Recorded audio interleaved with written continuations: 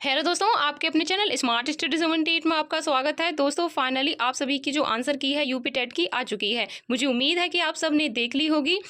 दोस्तों इस वीडियो में आपके 3 पॉइंटों पे बात करने वाली हूँ जो बहुत ही इंपॉर्टेंट है। आंसर की में बहुत सारी ऐसी गलती देखने को मिली है। अब आपको आगे क्या करना चाहिए, आपके नंबर घटेंगे या बढ़ेंगे, इस पर भी मैं बात करने वाली हूँ। वीडियो को बिल्कुल भी स्किप मत कीजिए ताकि मैं आपकी सारी कंफ्यूजन दूर कर सकूँ। पूरा जरूर देखिए। और यूपी टेट से संबंधित जो भी आपकी डेट अपडेट रहती है मैं टेलीग्राम पे शेयर करती हूँ, तो टेलीग्राम भी ज्वाइन कर लेना। और टेलीग्राम की जो लिंक है वो डिस्क्रिप्शन में दे रखी है। और इससे लगा यदि आप सी टेट की तैयारी कर रहे हैं तो सी टेट की जो पीडीएफ नोट्स है वो भी मैंने टेलीग्राम पे शेयर कर रखे हैं, वहां जाकर अपनी तैयारी कर सकते हो।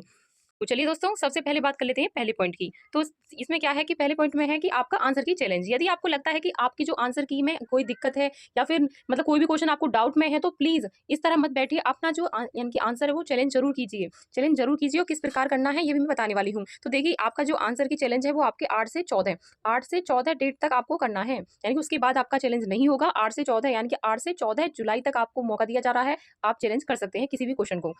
तो इस वीडियो में मैं आपको बताने वाली हूँ। तो देखिए सबसे पहले क्या करना है आपको, जैसे ही आप अपनी यानी कि अपनी आंसर की को चेक करते हो तो उस टाइम आपका नाम या रोल नंबर वगैरह डालते हैं। तो रोल नंबर वगैरह डालकर जो आपको कैसा इंटरफेस दिखाई देता है उस टाइम आपको दोस्तों इस प्रकार का इंटरफेस आपको दिखाई देगा, जहां पर आप लॉगिन करोगे यानी कि आपका यानी कि रोल नंबर वगैरह होगा। वहां पर डेट ऑफ बर्थ डालने के बाद आपको ऐसा इंटरफेस दिखाई देगा। यहाँ पर आपका रोल नंबर होगा, यहाँ पर नाम होगा और यहाँ पर आपको एग्जाम डेट वगैरह दे रखी होगी, ये सभी को पता है। उसके बाद जो आपको नीचे दिखाई देगा उसमें आपके क्वेश्चन स्टार्ट हो जाएंगे। जैसे कि आपको पहला क्वेश्चन दिखाई दे रहा है, यदि आपको ये गलत लगता है यानी कि वैसे तो सही है ये वाला क्वेश्चन, लेकिन यदि आपको जैसे यहाँ पर आंसर दिखाई दे रहा है, यदि आपको ये गलत लगता है तो आपको क्या करना है तो वो भी मैं बताती हूँ।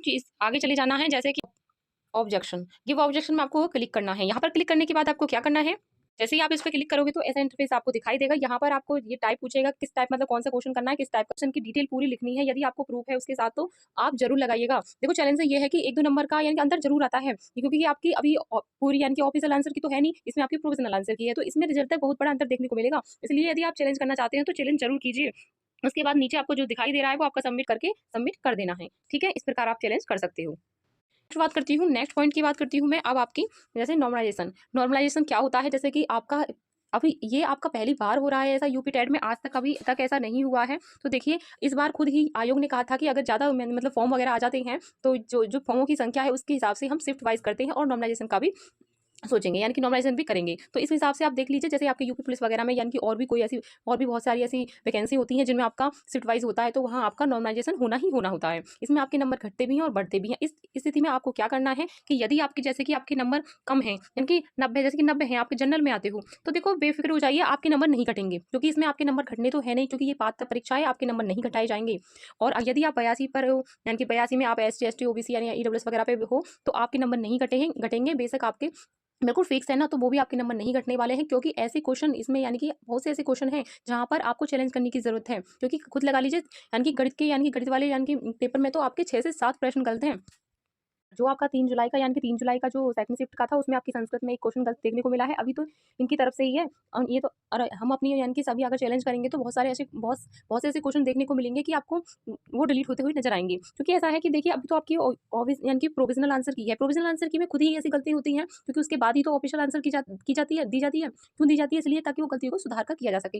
यानी कि ये आपके यानी कि 8 से 14 तारीख तक आपकी जो भी करना चाहते हैं वो चैलेंज जरूर कीजिए, और आपके जो नंबर हैं वो आपके बढ़ते हुए नजर आएंगे। आप देख लेना कि आपकी ऑफिशियल आंसर की में थोड़ी बढ़ेंगे, और डायरेक्ट आप प्रोविजनल आंसर की से रिजल्ट देखोगे ना तो कम से कम 2 से 3 मार्क्स आपको बढ़ते हुए नजर आएंगे। हर एक शिफ्ट में बता रही हूँ, तो हर एक शिफ्ट में आपको 2 से 3 नंबर आपको बढ़ते हुए नजर आएंगे। तो बिल्कुल भी निश्चित होकर बैठ जाए, बिल्कुल भी चिंता ना करें। यदि आपके जैसे 88 वगैरह हैं, जैसे कि आपके 88 हो गए या 89 या फिर आपके 87 भी है ना, तो ये बिल्कुल निश्चित हो जाइए आपके मार्क्स जो है बढ़ेंगे। और यदि आप यानी कि ओबीसी वगैरह एसटी से तो आप 3 नंबर कम करके देख लीजिए, यदि आपके हैं तो आपके नॉर्मलाइजेशन में आपको पास होने का एक मौका मिलेगा, और अच्छी तो आप निश्चित हो जाइए आप पास हो जाओगे। यदि जैसे कि ओबीसी में 82 चाहिए तो या कि 82 में से आपके या 2 या 3 नंबर कम हैं तो वो भी आपके पास होने वाले हैं।